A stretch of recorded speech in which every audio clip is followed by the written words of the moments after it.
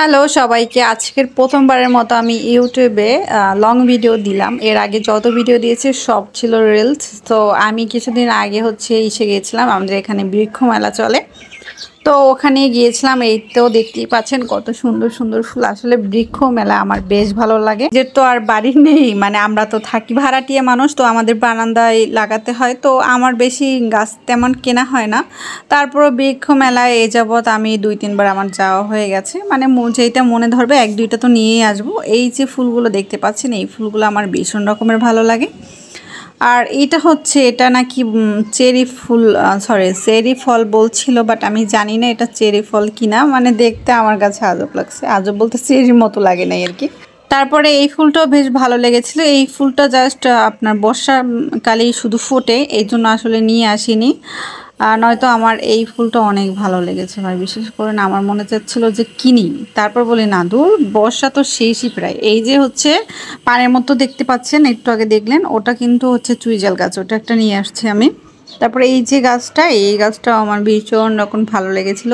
ফার্স্টের দিন গিয়ে এটা আমার চোখে পড়ছিল, বাট এটা নাকি একজনের কাছে আছে ডাল। এই যে দেখুন ধামাকা, এটা কি বলেন তো, এটা করমজা গাছ।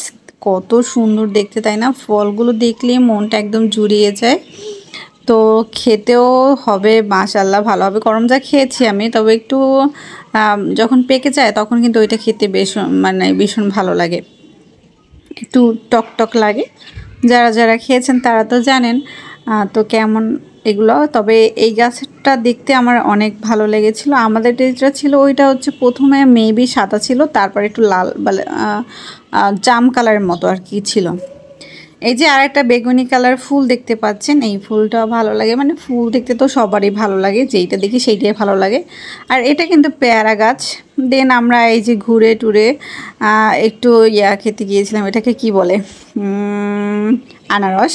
তো আনারস খেতে গিয়েছিলাম। আনারস আমি ঝাউতলাতে গেলে আনারস খাই, কারণ আমার আনারস ভীষণ ভালো লাগে, আনারসের বানানিটা বিশেষ করে।